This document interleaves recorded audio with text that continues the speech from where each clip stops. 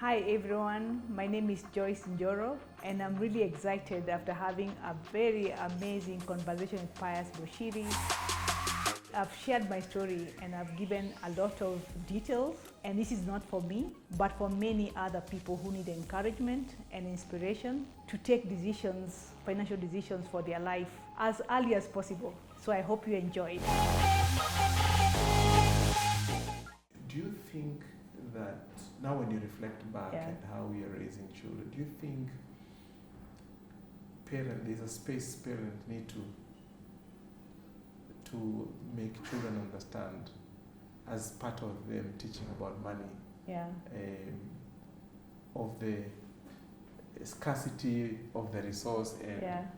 how they have to make all these decisions? Some of them are very difficult decisions. Yeah, I think it's important Yeah. so that they can also get grounded on some of these fundamentals when they are still young. Yeah. I know there are people who maybe they pay their children to do some chores, but then I think now these are conversations that people are having more. Yeah. So I would say that maybe I've had the conversation with my children, Yeah. which I never had with my father. With your father. Yeah, like even for them learning how to save when they are young. Yeah. Yeah, whether they take that habit in future, but at least you try to inculcate as much as you can when they are still young. Yeah, and also planning, like you are planning more, and also telling them, if I don't have this, we have to work for it.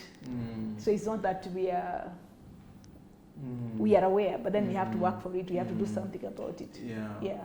You know, I did an experiment in my own house. I said, I'm not going to be giving them things that they're asking me, but I'm going to be giving them money and like an allowance every month. Yeah. And if they do something that is they go an extra mile, we can reward them financially. Yeah. And during events like birthdays, we also are able to give them money. Yeah.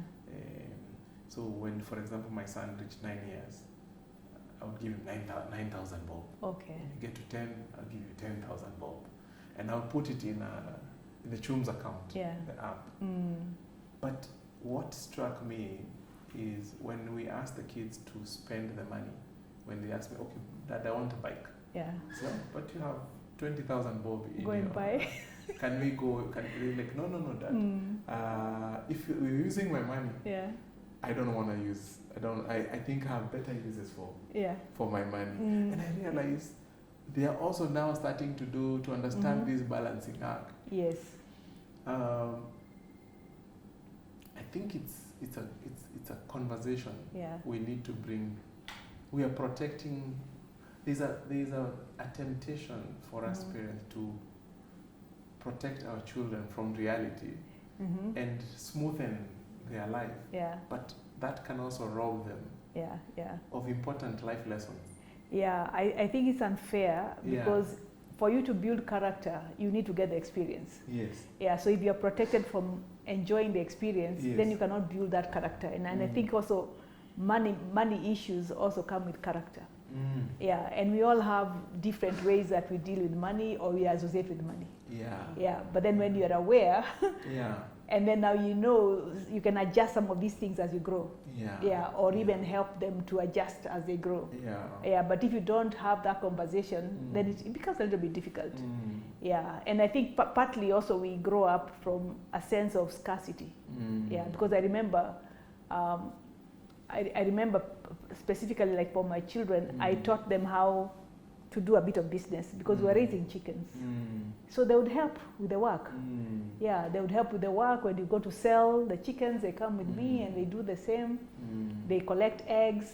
So they start seeing where is money coming from. Otherwise, they'll never have an idea where money comes from because the one on the pay slip is not visible to them. But then when it comes to buying and selling eggs, they see people coming to buy. So they are aware that there's some transaction taking place. And they know behind the effort that is going through, for us to maintain the chickens and to keep the business going. So that's an interesting takeaway from your story. Maybe also just reflecting on what you've said. is there a price that is too much for us to pay in pursuit of money?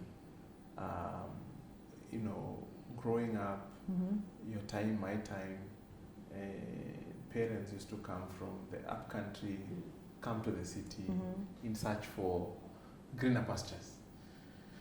And many families had that sort of scenario where the breadwinner resides in the city and the other spouse is staying in the rural areas looking after the farm and the children, and you know, we were even very, very fortunate to have 3 here.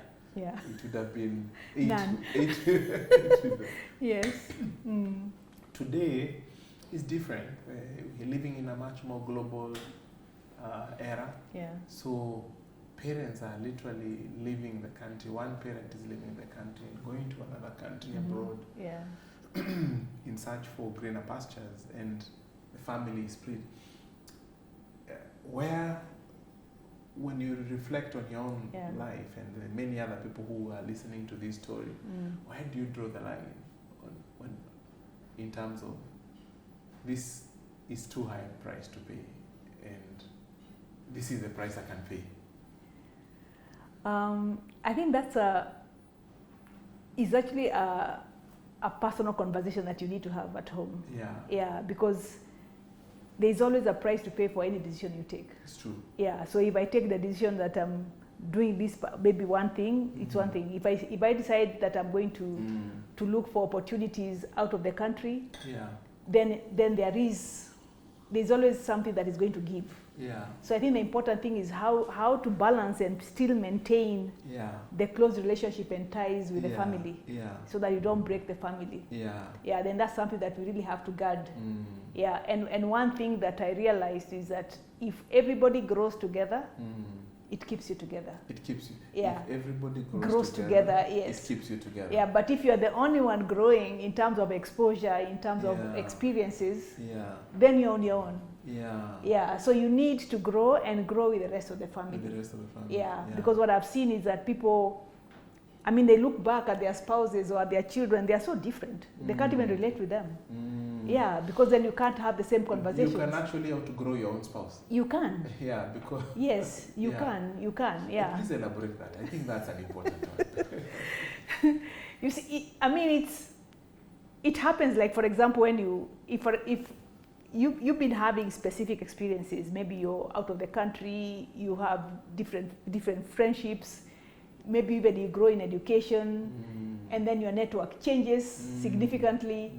So you either are going to minimize yourself, or you uplift your family. So that you can be together. You can be together. Yeah, you can be together. So having that as a focus or as a goal is critical. It's critical. Yeah, and it's not that other people don't have ambitions, but at times for anybody to grow, somebody has sacrificed. It's true. Yeah, somebody else has sacrificed. And so it's to see that then how do I also support the other person so that you're also not being selfish. Yeah, that at least it's a give and take.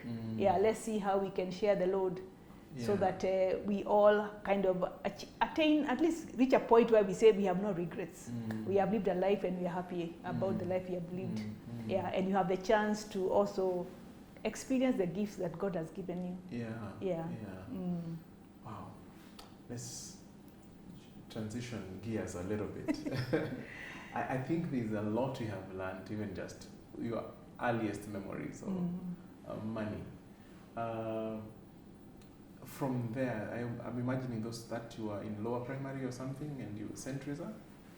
Yeah, very, very low primary. Then I moved to Ainsworth and then Pagani. Yeah. So maybe we can talk about your Ainsworth time. What do you remember then about you and interaction with money? I remember because we had a lot of Indians in school. Okay. Yeah. Where were you living? We were living in Isli. Isli. Yes. Okay. Yeah, so you see the Indian community, I mean, they're different. Yes. Yeah, they have figs, they come with snacks, they have... Yes. Yeah, they have a lot of things compared. So was it an Indian school? I don't know, I don't think it was. It was supposed to be a city council school. Okay. Yeah, but I think they used to have different levels of schools those days. Yeah. Yeah, so the headmistress that time was an Indian, and there was a significant Indian community in the school. Yes. Yeah, there was a significant Indian community in the school. So compared to St. Teresa's, which was a Catholic school, yes.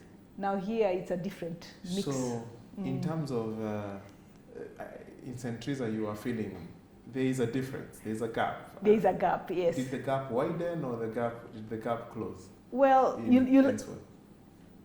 because you have a balance of everybody. I mean, it's a mix. Yes, a mix. Yeah, yes. so it's really finding your space. Yes. Within that mix. Yeah. Yeah, and because I was good in school. Yeah. So I had all the friends. I mean, I would have the friends because I helped them with schoolwork. Yeah. Yeah. So that also helped me to bridge the gap in a way. Yeah.